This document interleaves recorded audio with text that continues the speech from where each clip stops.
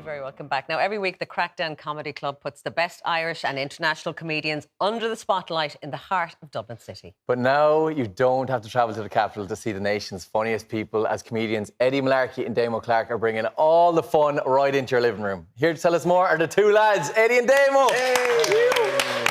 Thanks, Greg. Thanks, Grainne. Great to have you here, guys. And can we just say, first of all, how happy we are to be in an Irish network that we respect. straight in with the gang. It's great to have you here. And because Virgin Media, it's such a you're so well behaved. You probably don't even know where the Oireachtas is. And yeah, just to clarify as well, the Crackdown TV show, everything was above board. Okay. Yes. Yeah. I mean, I took a pay cut, and well, we sent the money to the Cayman Islands in the end, so everyone's happy in the end. Yeah. It's all good. Lads, straight out of the blocks. I love it. Well, that's something to do with the Crackdown. People have to tune in. It's on tonight again at 10. But tell people what it's about if they haven't seen it yet. You're basically bringing stand-up to living rooms. Yeah, so we've been running the club for 3 years now in Dublin City, and this is the second season. Yeah. So we've got all the best Irish comedians on the circuit that we have on at the club all the time anyway. So it was really good vibes. Everyone kind of knows each other already. And yeah, we filmed it over 2 separate shows.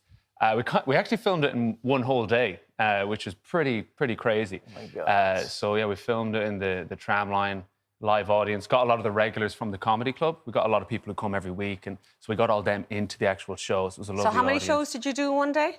Well, we did 3 episodes. Yes. Yeah, from 5 till 11. 6 episodes. Non-stop. And everyone's like, you can't film 6 episodes of something in one day. We're like, well, we'll try it. Because if you tell a comedian, oh, you're doing 7 minutes, they'll do 7 minutes, maybe 8. But the comics know what they're doing. We do it every night. Yeah. We did have to get the audience out halfway through and get a fresh audience in. Yeah, because they're all clapped out and all laughed out, I'm sure. Yeah. One thing about the audience in the room, obviously, it's live energy, and you somehow manage to translate that across the screen with Crackdown. Is that hard to do? Is that all in the edit, or how does that work? It's all in the comedy.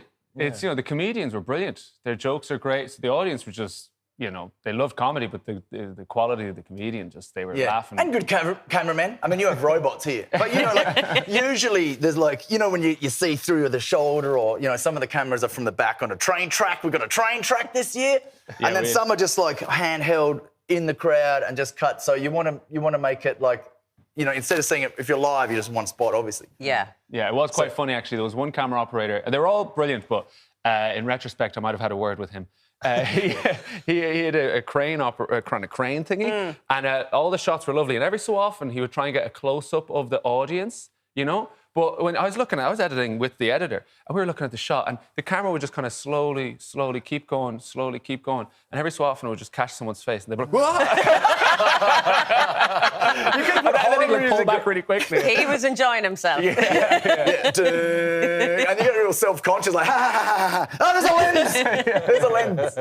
So that was the only difference between doing a show regularly than doing one with cameras in it. It was just the audience every now and then would be like, ha, ha. Oh, there's cameras. That was... Well, there are cameras here too. I want to talk to you about accents. We feel like we own you now, but you are Australian. You've never lost it. How have you been finding, I suppose, keeping your Australian accent and then adapting to the amazing amount of accents we have here? Yeah, and I just realised I'm dressed pretty Aussie. I look like a zookeeper.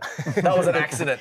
But I think... I haven't adapted very well. I haven't picked which accent I want. How many Irish accents? If you could pick an accent, which one would you pick? I like probably one that no one can understand, because you get away with lots of stuff, John Calleary talks about the culture accent tonight, and he hams it up, and it's brilliant. Yeah. But there's something about the harsh Dublin accent, yeah? It's so even when they're nice, you don't know. It's like, have a good day, yeah? Yeah. Are you in the Murphy or something? It's just Jesus. But there's so many different Dublin accents. Yes. I know, I've mentioned this on stage, but there's people from Dublin that can't understand other people from Dublin. And as an Australian, you drive for 5 days, get out of the car. G'day, mate. What's going on? It's the same, So, there's just, for over just, hundreds and hundreds and hundreds of years, everyone's little accent. There's different Irish accents in that same house of families because they went to a different school or something. Yeah. It's boggling for us. Is. I love that crazy. so much. And something I don't really like mentioning too much is we all went through that lockdown thing, back in the past, and you guys didn't get to perform live, all right? Do you think there's a more appreciation now for the art of stand-up comedy and people want to go see you live and tune into the Craic then more so than before lockdown? Yeah, definitely. I mean, there was a real boom. There's been a big boom in live stand-up since lockdown ended. Like now there's way more clubs operating on a weekly basis, so it's great. And there's something, it's a special connection that an audience can get in a live setting, you know, where things can happen on that night that will never happen again. You know, there's a bit of improvisation, all that. And with the comedy club, we get a lot of regulars in. And it was nice. Last night, we were on at the club, and a couple came up to me after the show and said, it's 1 year since their very first date at the Craic Den last year, and they said they had to come back for their 1 year anniversary. Oh, and that's happened several times. Now, that said, it also goes the opposite way sometimes. There's one guy who's a regular as well. He comes in every week with a different woman. So, oh, no. Yeah. So it's kind of awkward. Most of the time, it's like really pleasant. Like, oh, the couple are back, you know, the family. Would you recommend a comedy show as a date? It's so funny. I went on a first date to a gig that Damo did, and it went down a tree. Well done. Thank you very much. Oh, you still together? I had to go separate ways, but it went well for a few months. A few months? That's good. So I owe you that. Thank you so much. Oh, cool. Nice one. Just every few months come back to the comedy. It's like, anyone on a date? Hey, this guy looks good, man. See, it drops people's barriers, the laughter. Do you know what I mean? Yeah. And It is a great icebreaker. Yeah. But sometimes it's not as fun for you guys up on stage, especially if you go to somewhere like Edinburgh Fringe Festival, which is just gig after gig after gig. What's that like for you? Oh, it's a crazy marathon. You could be doing like 5 gigs a day for 25 days. And, wow. Yeah, but I mean, it sharpens you up. It's the ultimate education in comedy. You know, you're just on stage all the time trying little tiny things differently, and you just get better and better and better. I'm going over this year, and I just got a little mini camper van, so I'm going to drive over, sleep in the van for a full month, do my loads of gigs every day, and see if I survive. Yeah.